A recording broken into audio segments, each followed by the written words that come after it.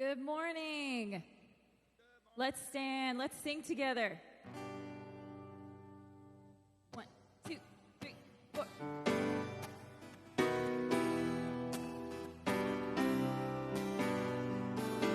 I'll give thanks. I'll give thanks to you, Lord, and sing praise to your name, O Most High. I'll declare your love in the morning and your faithfulness by night. For you, oh Lord, have made me glad. I will sing for joy at the works of your hands and rejoice in what you have done. I'll give thanks. I'll give thanks to you, Lord, and sing praise to your name, O Most High. I'll declare your love in the morning and your faithfulness by night. For you, oh Lord, have made me glad. I will sing for joy at the works of your hands and rejoice in what you have done. And rejoice in what you have done. Oh Lord, how great are your works. Oh Lord, how great are your works. Oh Lord, how great are your works. You have made me glad. Oh Lord, how great are your works. Oh Lord, how great are your works. Oh Lord, how great are your works. You have made me glad. I will trust in you, Lord, for I know that you're on my side. I can rest, I won't be defeated. Lord, you are the strength of my life. For you, oh Lord, have made me glad. I will sing for joy at the works of your hands and rejoice in what you have done. And rejoice in what you have done. Oh Lord, how great are your works. Oh Lord, how great are your works. Oh Lord, how great are your works. You have made me glad. Oh Lord, how great are your works. Oh Lord, how great are your works. Oh Lord, how great are your works. You have made me glad. You have made me glad. You have made me glad. You have made me glad. You have made me glad. You have made me glad. You have made me glad. You have made me glad. You have made me glad. Would you continue to sing with us? I sing because I'm happy, and I sing because I'm free. For his eye is on the sparrow, and I know he watches me. For his eye is on the sparrow, and I know he watches me. Amen, amen. Amen. Well, welcome this morning, whether you're joining us in person or online. We welcome you all the same. We are so excited to be here this morning. At this time, will you take a seat? Let's check out and see what's going on this week in our church. Here are this morning's announcements. Reminder, our church office will be closed this Tuesday, September 20th, and Wednesday, September 21st, for our staff retreat. We will resume normal office hours starting on Thursday. Our brand new Food Trucks and Fellowship Ministry has begun. Remember that every Wednesday evening, local food trucks will be parked outside of our Cork building beginning at 5:30 p.m. This will continue through Wednesday, November 16th. Connection groups will meet from 7 to 8 p.m. You do not have to join a connection group to attend. You are also invited to bring your own food and join us for fellowship. There will be live music and outdoor games. This event is open to the public. Please visit our website to see the full schedule of food trucks, connection group info, and more.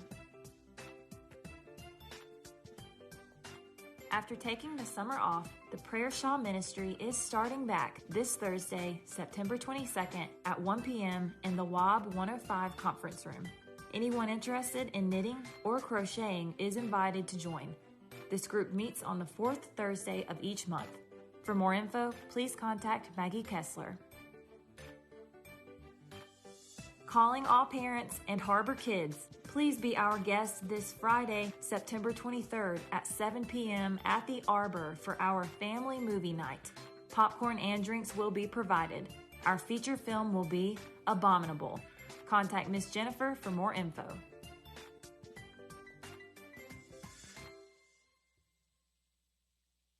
At this time, will you please stand again? Let's enter into some worship. Are you past the point of weary? Is your burden weighing heavy? Is it all too much to carry? Let me tell you about my Jesus. Do you feel that empty feeling? Has the shame stood all the ceiling? And you're desperate for some healing? Let me tell you about my Jesus. He makes a way when there ain't no way. Rises up from an empty grave. Ain't no sinner that he can't save. Let me tell you about my Jesus. His love is strong and his grace is free. And the good news is I know that he can do for you what he's done for me. Let me tell you about my Jesus. And let my Jesus change your life. Hallelujah, hallelujah, hallelujah, amen, amen. Who can wipe away the tears, broken dreams and wasted years, tell the past to disappear? Let me tell you about my Jesus.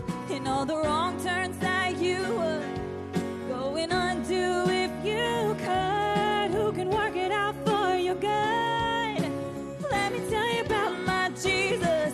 He makes a way when there ain't no way. Rises up from an empty grave. Ain't no sinner that he can't save. Let me tell you about my Jesus.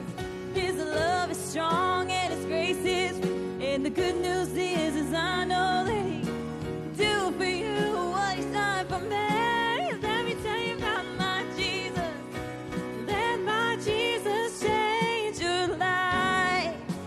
Hallelujah, hallelujah, hallelujah, amen, amen. Hallelujah, hallelujah, hallelujah, amen, amen. Who would take my cross to Calvary, pay the price for all my guilty? Who would care that much about me? Let me tell you about my Jesus. Oh, he makes a way when there ain't no way. Rises up from an empty grave. Ain't no sinner that he can't save. Let me tell you about my Jesus. His love is strong and his grace is free. And the good news is I know that he can do for you what he's done for me. Let me tell you about my Jesus. And let my Jesus change your life.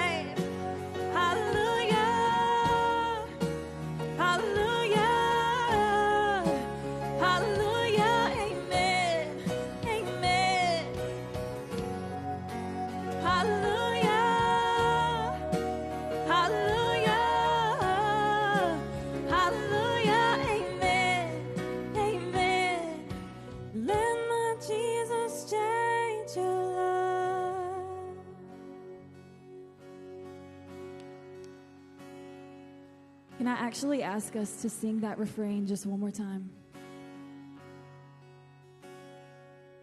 He makes a way when there ain't no way, rises up from an empty grave. Ain't no sinner that he can't save. Let me tell you about my Jesus. His love is strong and his grace is free. And the good news is I know that he can do for you what he's done for me. Let me tell you about my Jesus. Let my Jesus change your life. Amen. You may be seated. Good morning. I welcome everyone here. Thank you for being a part of this time of worship. Special welcome to those of you who are our guests. We appreciate you taking the time to be here. And a welcome to those of you who are watching online. We are grateful that you've let us into your home this morning. One thing I want to highlight is our food truck fellowship on Wednesday night. So food trucks and fellowship, it's open to everybody. Just come and hang out. Invite somebody. Let the neighbors know that there'll be food trucks here, and you just come and hang out, and we'll have a great time of fellowship. After the fellowship time, if you'd like to go to a small group, we'll have those available and offer those up. The point of this is to help us build back into relationship and actually being physically in each other's presence. After a couple of years of getting through COVID, we need that. And we want to extend that to everybody. And you all help make this happen by supporting the ministries of this church. So thank you. And I want to ask those who will be taking up the offering if they would come up. And we'll take up an offering this morning. And what we do when we take an offering is we give back to God from what God has already given to us. And so thank you for being generous. And thank you for helping this church be the best it can possibly be.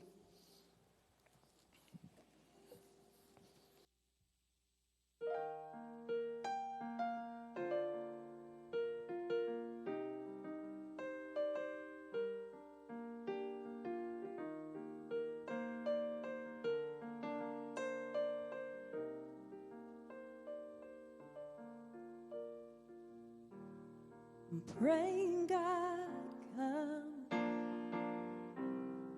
turn this thing around. God turn it around. God turn it around. God turn it around. Calling on the name that changes everything. God turn it around, God turn it around, God turn it around. All of my hope is in the name of Jesus. Breakthrough will come in the name of Jesus.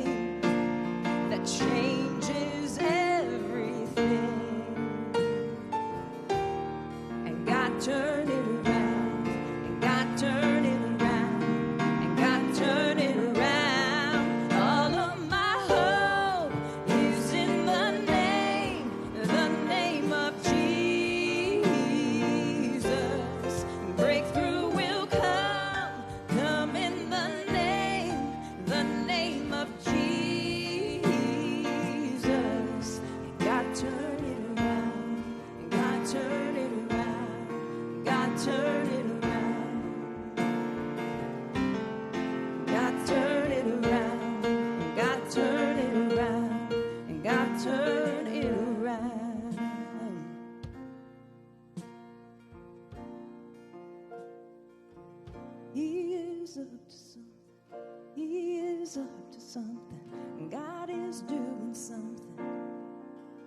right now. He is up to something. He is up to something. God is doing something right now. He is healing someone. He is saving someone. God is doing something right now. He is healing someone. He is saving someone. God is doing something right now. He is moving mountains, making a way for someone. God is doing something right now. He is moving mountains, making a way for someone. God is doing something. All of my hope is in the name of Jesus. Breakthrough will come in the name of Jesus. All of my hope is in the name of Jesus. Breakthrough will come in the name of Jesus. And God turn it around. God turn it around. God turn it around. God turn it around. God turn it around. God turn it around. Would you please bow your heads with me in prayer? Dear Heavenly God, I just come to you this morning just remembering that you are in control. God, we know that if we only ask you, God, you will guide us. We ask you right now just to help us remember that you hold our tomorrow. You hold every situation that we are just dwelling on. God, we ask that you look upon all of our hearts and take that chaos out of our lives and just put them in your mighty hands and just give us peace about each and every situation. God, we ask that your Holy Spirit fill this place as we continue through worship this morning. Just let us receive the message and the word we are about to receive. Just let us open our hearts. Thank you, God. In your holy, holy name we pray. Amen.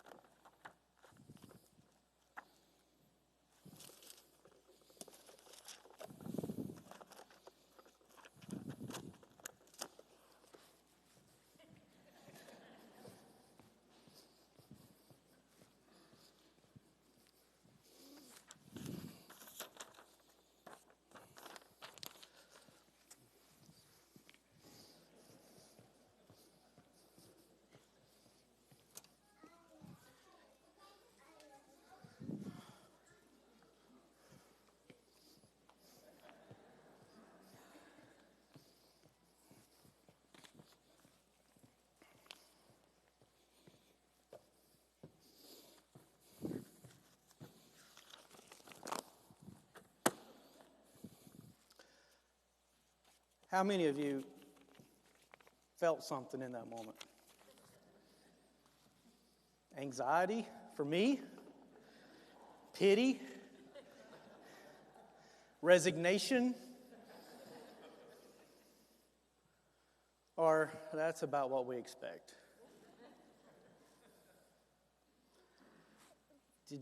I didn't say a word, but something was communicated, right? Didn't say a word, and you felt something. I mean, didn't say a word, and you paid better attention than when I do say words. Why is that? Why in that moment were you so locked in? I feel all your eyes on me. Isn't that interesting? Researchers, they debate this, but some say as much as 93% of all communication is nonverbal. And some say, well, that's way too high. It's closer to 75%. But even if you take that lower number, if all communication is primarily nonverbal, that's a lot, right? That's a lot. We give each other nonverbal cues all the time. Okay? What you choose to wear to church. Okay? How many of you all, how many of your mothers dressed you this morning? How many of your wives dressed you this morning? How many of your spouses looked at you when they saw what you were wearing this morning and gave you that look? Have you ever had that look, by the way? Right? We respond more to a head nod or a head shake. We get nonverbal cues. I saw a couple of App State shirts here today. Hey, if you we did have a couple of texts to say we have a proud Aggie right here who's still hurting. But if you didn't believe in miracles, then go back and watch the end of the Appalachian State game. I didn't know that God answered prayers for people who went to state schools, but evidently He does. But do you get it? Nonverbal communication. We can say a lot without saying a word. We can say a lot without saying a word. Now, if we can do that, right? If we can bring about emotions, thoughts, feelings, actions without saying a word, what do you think God can do? Do you think God can get through to us without saying a word? I want you to hear the scripture for today. It comes to us from the book of Psalms. This is Psalm of David. A psalm where David reflects on how God speaks. Let's just take a look at the first half of the psalm. The second half of the psalm is about how God speaks and communicates through the law, Scripture, in David's way of understanding it. We know and we believe that God communicates through this book, through the written word, the proclamation of it. That's what we're doing right now. We know that. But it's interesting, David doesn't start with talking about how God communicates through written word. He starts by talking about how God communicates through nature without saying a word. Psalm 19, verses 1 through 6. The heavens are telling the glory of God, and the firmament proclaims His handiwork. Day to day pours forth speech, and night to night declares knowledge. Listen to this. There is no speech. Okay, there is no speech, nor are there words. Their voice is not heard. Yet their voice goes out through all the earth, and their words to the end of the world. In the heavens he has set a tent for the sun, which comes up like a bridegroom from his wedding canopy, and like a strong man runs its course with joy. Its rising is from the end of the heavens, and its circuit to the end of them, and nothing is hid from its heat. Word of God for the people of God. Thanks be to God. Lord, teach us this day what you want us to know. May you help us to experience you in a new way. In Jesus' name, amen. So this series on how God influences us. How does God get through to us? How does God open up our hearts, our minds, our very souls to carry out God's good work in our lives? Well, last week we looked at circumstances and providentially how God does that through providential circumstances, or things that just happen that point us towards God. Today we're looking at nature. How does God influence us through nature? Again, it's largely nonverbal. Nonverbal meaning we don't hear words. And I love the way that David says, hey, there are no words, there's no speech yet there is a voice that goes out to the ends of the earth that proclaims God's goodness. Joe Navarro, who is a retired FBI agent, spent his FBI career mostly trying to catch spies, trying to identify moles within the agency and all those kind of things that happen in that kind of work. He has gone on to become an expert on nonverbal communication. And he's made an interesting statement in a presentation he did at a TED Talk when he said most of our influence, most of the ways that we influence others is nonverbal.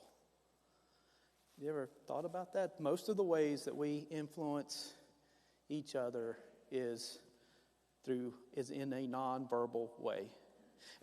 He did an exercise we're going to repeat right here. He did this talk during the height of COVID, so he couldn't really have the people do this. But turn to somebody near you and give them the worst handshake you can. Just go ahead and do it. I know. Just turn to somebody near you. There's hand sanitizer back there. Just give them the worst handshake you can. What does that look like, right? Right? You know, you've got one of those handshakes, right? One of those, it's just kind of like, hey, right? And it's why we touch each other. It's why when we interact with each other, we're watching each other intently, whether we know it or not. Most of this stuff is subconscious, after all. You're working out a deal with someone, and you may be almost to the point, and you shake hands with them, and you're like, oh, I don't know, maybe this isn't such a good idea. And that's all a nonverbal cue, right? We assign meaning and values to things we see and actions we see. But like, for instance, I can tell when you guys are bored. Some of you have horrible poker faces. I wish you would work on them a little bit, because my feelings are tender. Whenever we do a baptism, we have a baptism, and most of our baptisms here are of infants. You should see you guys' faces. You're like sitting up and you're paying attention. Mostly you're waiting to see if the baby's going to grab my mic and try to eat it. But the look on your face, the way you look at a baby, right? The way you look at a baby is open and expressive. When you see an infant or a small child, what do? You bend down and get on their level, right? We automatically open our eyes larger and we talk differently. If I were to bring in a Bengal tiger into this room, you would have a very different reaction to it from a body language point of view than if I were baptizing a baby, right? You're not going to wave at the tiger and go, hey, you're so cute. That'd be just kind of like advertising, eat me first. You don't do that. It's not how it works. Non-verbal cues are a huge part of how we navigate the world, and whether we know it or not. One of the greatest blessings of my and Marcy's life is that our daughter goes to a school that requires a uniform, because we don't have to think about it. Don't have to think about it. You know what it's like, trying to figure out what to wear for this or that. And it's harder these days in some ways. I get invitations for a wedding, and I'm thinking, should that be a jacket? Is that coat and tie? There's very few of those events anymore. Should I wear out the shoes that are painful and uncomfortable to wear? What level do I need to wear? Is this a camouflage wedding? Is this what? Nonverbal cues say a lot about our environment. And again, if we can communicate that way with each other, how much more can God communicate to us? Because we are designed in God's image. We're given attributes that are, and this is crazy, but that are God-like. Our capacity to love, our capacity to care, our capacity to have empathy, and our capacity to receive information. That's all part of being made in the image of God. Nature is a powerful teacher if we will pay attention. Just think about it's the last time you intentionally engaged with creation. Sometimes we'll set a little time apart. We'll be, I'm going to take my vacation this year. I'm going to go to the mountains. And we'll get, okay, that's a week. Or I'm going to the beach. And that's great. But we are surrounded by God's creation all the time. Are we taking advantage of what God wants to tell us through creation? Are we paying attention? David, who wrote this psalm, a man after God's own heart. I think he got to be a man after God's own heart, even though he makes mistakes later in life, like any human being. David is held up as an example for all of Israel of this is what a godly man looks like. David, I like to believe, was shaped into a man after God's own heart because of his early childhood experiences. Those matter to us so much. But do you remember what David's job was in the family structure? Remember who David was? He was the youngest, which meant he got all the junk jobs nobody else wanted, right? I was 4 out of 5. I got a lot of those jobs until Charlie came along and then made him do it. David, being the youngest, ended up with that work that's passed down to the youngest in that society, and that was going out and taking care of the livestock, taking care of the sheep. David spent day after day after day in the wilderness, leading the flock around, leading them to grass and to water. Sometimes that was active work, sometimes that was passive work. But the whole time, where is he? See, David's not, and David wrote so much of the book of Psalms. David's not in a seminary classroom studying about God, is he? No, he's in God's laboratory. He's paying attention to what God has done when the sun comes up, when the sun goes down, when the stars come out. And can you imagine what it would have been like for David back some 800 years or so before the birth of Christ? There's no light pollution. He's in the Middle East. He's in southern Judea. The stars. Have you ever been out in a desert? Several years ago, I got to go to Canyonlands, Moab, Utah. Just a strikingly beautiful place. Very different from what we're used to on the East Coast. There are no trees that you can speak of. The life that's out there is contained in just a small slither of soil. It's a lot of rocks. But the beauty of that place is amazing. And the night sky with no light pollution, to be able to look up and see those stars, you can't help but be taken somewhere else. You can't help but experience God's presence in that moment. God's communicating in a powerful, non-verbal way. That's what David would have grown up with. That would have been his norm. And so it shouldn't surprise us that David develops a strong sense of connection and identity to God, but also a strong sense of trust in God, faith in God, belief in God. If God can do this, then what can't God do, right? If God can do all of this, then God's pretty big. If God can create heaven and earth, then there's no problem that God can't overcome. That would have been what was germinated in David's young mind that comes to be fully developed at a young age. And I want us to take a look at a particular moment in David's life that most of us have heard about. It's the story of David and Goliath, right? Well, we almost can't say David without saying and Goliath. I bet there's some people out there that thinks and Goliath is David's last name. You know the story. Goliath's this huge warrior, seasoned veteran of the Philistine army.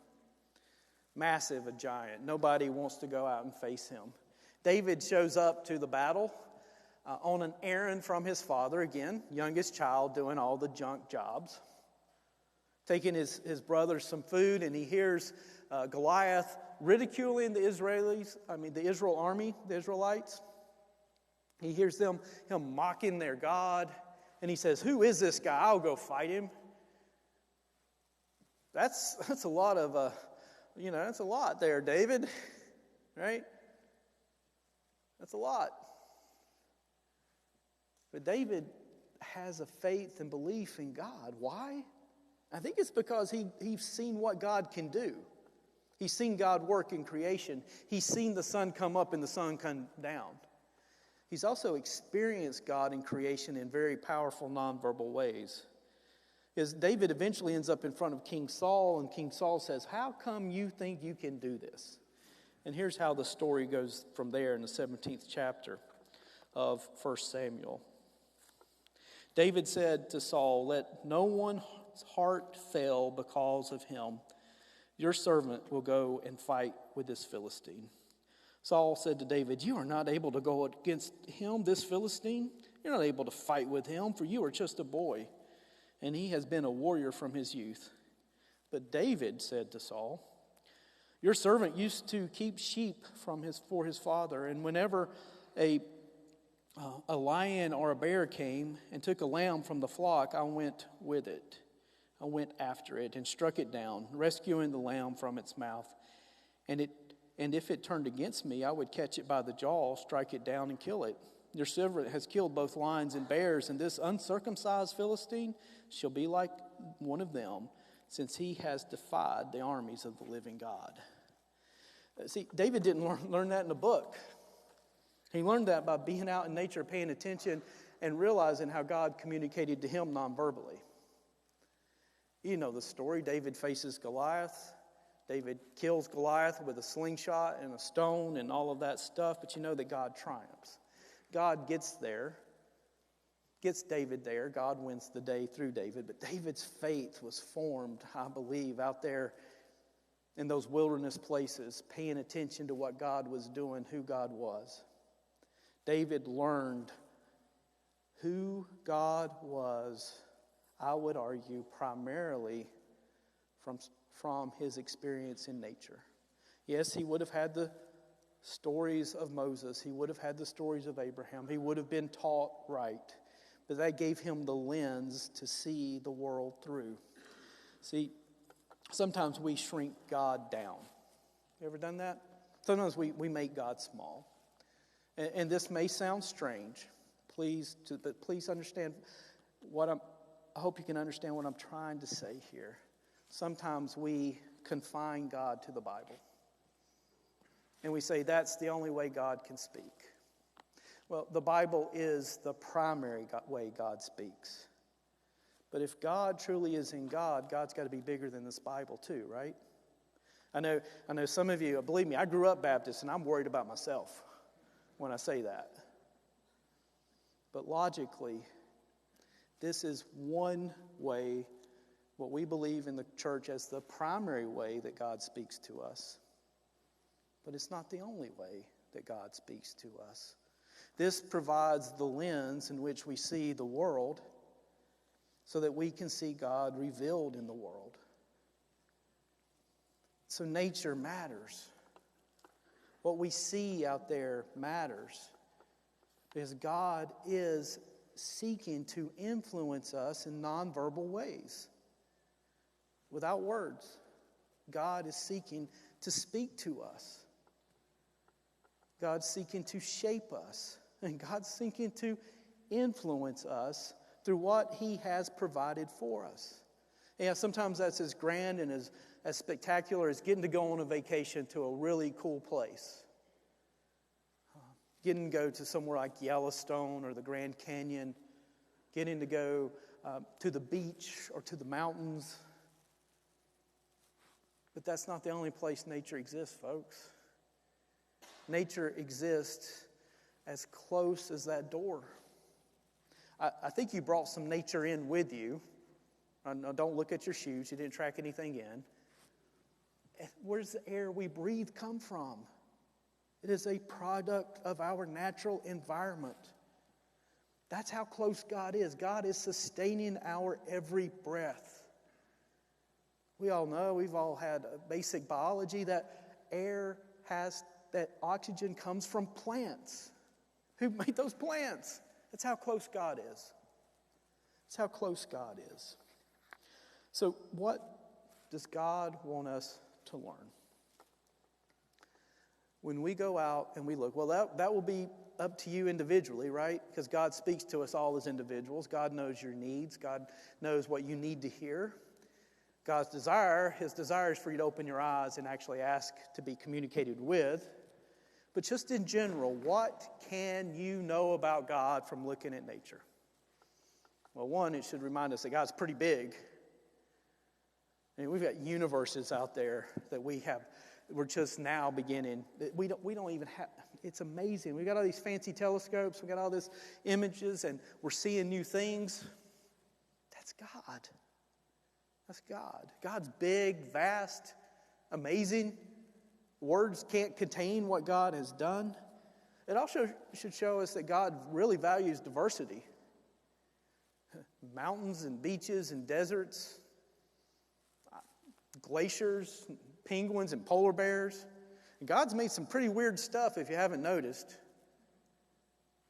It should tell us God is an artist who is creative and expressive and amazing.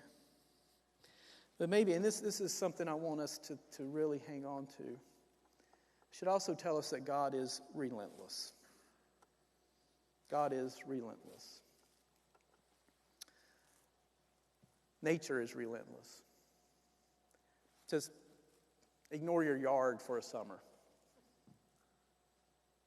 Some of you just panic thinking about that. Some of you are like, oh, preacher told me I could do it.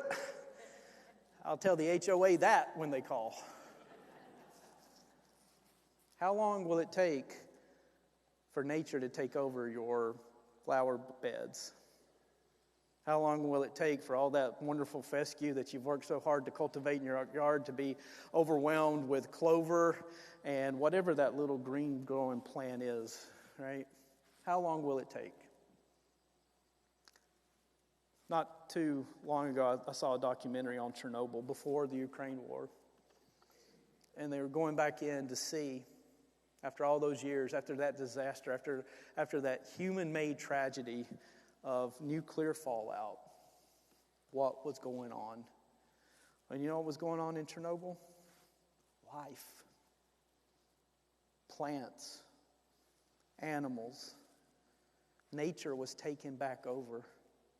Even after the brokenness of a nuclear disaster, the worst way you can contaminate anything, nature is coming back. Nature's relentless. God's relentless. God's relentless in your life. You may feel like you're at a dead end. You may feel like you have no hope. But God has a different story to tell. God wants you to know there is a tomorrow and that God's not giving up and God's continuing to push. God's continuing to work. That's one thing we can learn from nature that I hope sticks with us is the relentless love of God that will continue to move forward. I want to tell you this one story. It's one of the more dramatic things I've ever experienced about how nature communicates. One of the more dramatic things I've ever experienced in my ministry. This gentleman died. His son was very worried about him. How many of you all worried about your parents' faith?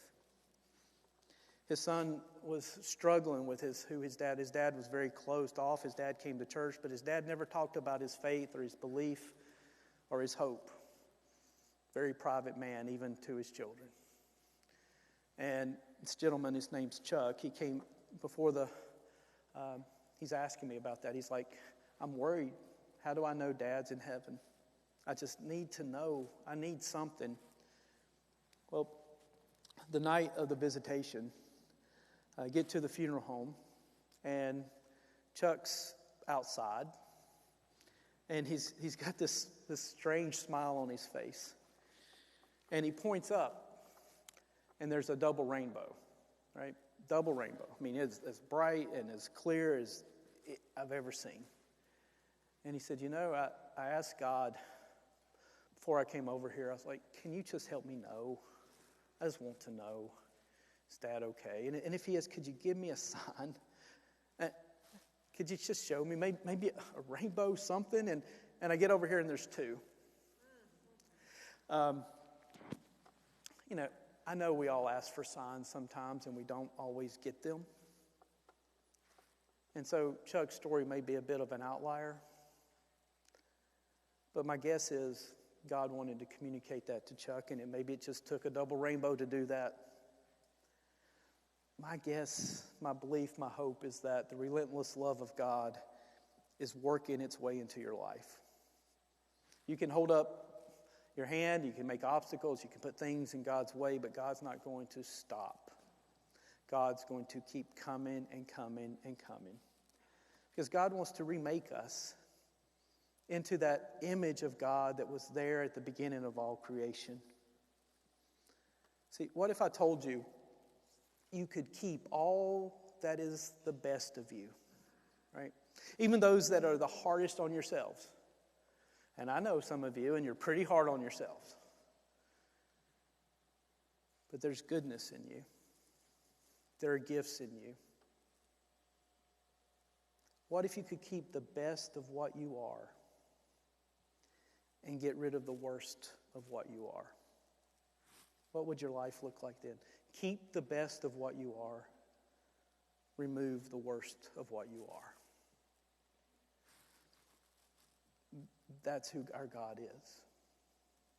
That's what God wants for each of us. It's called transformation. And if you notice, nature's always doing what? It's always changing. Today, God invites us to change, to leave behind that which is the worst of us. Our churchy word for that is sin, brokenness, to claim the best of us, which is that part of us that is shaped in God's image, and to become a whole new, what's the word we use? Creation. Creation. Let's pray for that now. Lord, we thank you that you are relentless in your love. We thank you that you're bigger than anything, that you seek to communicate with us in so many ways. We pray that we'd have the eyes to see and the ears to hear. We pray that you would help us to be so bold as to give our life back to you all over again, to invite you in your fullness, that you would help us to see the parts of us that are as you wish, and that you would help us to remove those parts of us that are not. Create in us a clean heart, O God, we pray. Open up our eyes to see you, and continue, O Lord, your good work, we pray. In Jesus' name, amen. If you would, stand first for a moment.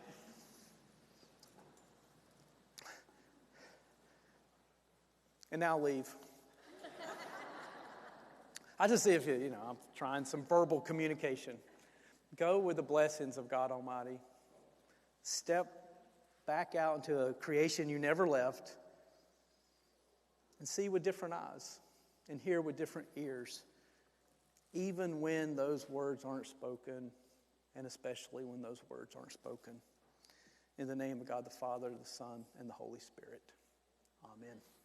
Have a great What's up, guys? It's David, and I was just anointed to be king. They dumped oil on me, so you know it's legit. But we're going to make this into a viral challenge, dumping water on all of your friends to anoint them. It goes exactly like this. You're king! Yes, I'm king! Woo! It's cold! That was the challenge. You just got to dump the water on all your friends and scream that he's king, even though obviously I'm still king, but it's just like, yeah. Okay, and remember, like and subscribe, share this with all your friends, and I'll see you in the next video.